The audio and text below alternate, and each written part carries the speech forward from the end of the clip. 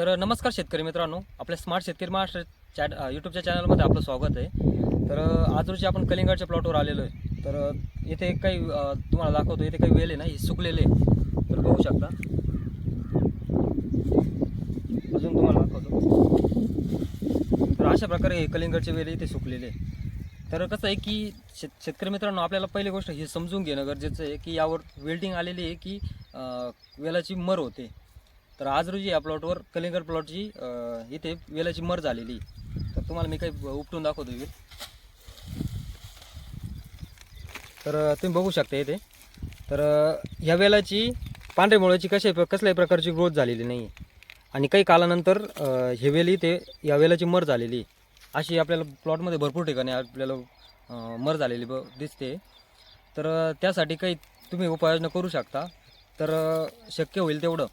तर कसं आहे की सुरुवातीलाच याची पांढरी मुळीची पाहिजे तशी डेव्हलपमेंट झालेली नाही. तर तुम्ही इथे बघू शकता. तर इथे वेलाची भरपूर प्रमाणात मर झालेली आणि भरपूर सारा प्लॉट इथे बसलेला आहे.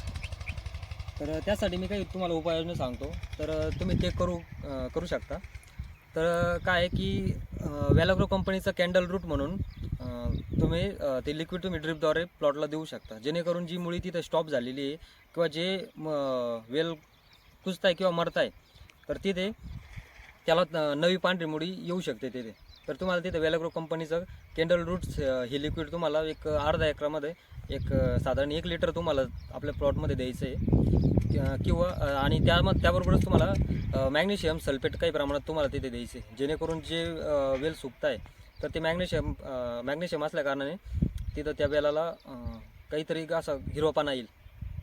अशा प्रकारे तुम्हाला तुमचं नियोजन करायचं आहे. पण सुरुवातीला आपल्याला हे समजून घेणं गरजेचं आहे की आपल्या प्लॉटवर वेल्डिंग आलेली आहे की काही प्रमाणात ज्या मुंग्या असतात त्या मुंग्या त्या झाडाचं जे खोड आहे ते खात आहे की किंवा त्या खोडावर आळी पडली आहे काय, हे तुम्हाला समजून घेणं गरजेचं आहे. अशा प्रकारे आपल्याला योग्य ते नियोजन करायचं आहे ते. तर आपले जे कृषी मित्र किंवा कृषी डॉक्टर असतील त्यांच्या सल्ल्याप्रमाणे तुम्ही काही गोष्टी तिथे घेऊ शकता. जर तुम्हाला वाटतं आहे की आपल्या रानामध्ये काहीतरी बुरशी आली किंवा मग वेल्टिंग आलेली, तर अशा वेळेस तुम्ही वेल्टिंगसाठी तुम्ही काही बुरशीनाशकचा तिथे वापर करू शकता. तर त्यामुळे आपली वेल्टिंग काही प्रमाणात थांबू शकते. कारण चालू वर्षामध्ये वेल्टिंगचं हे भरपूर प्रमाणात प्लॉटवर आपल्याला प्रमाण पाहायला भेटतं आहे.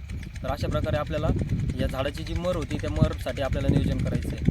तर ते तुम्हाला मी सांगतो की तुम्हाला कॅन्डल रूट्स व्हॅलाग्रो कंपनीचं कॅन्डल रूट्स म्हणून हे लिक्विड आपल्याला ड्रिपद्वारे सोडायचं आहे किंवा मग मॅग्नेशियम सल्फेट हे आपल्याला द्यायचं आहे. तर मित्रांनो, अशाच शेती रिलेटेड नवीन माहितीसाठी आपल्या स्मार्ट शेतकरी चॅनलला फॉलो करा आणि व्हिडिओला लाईक करा.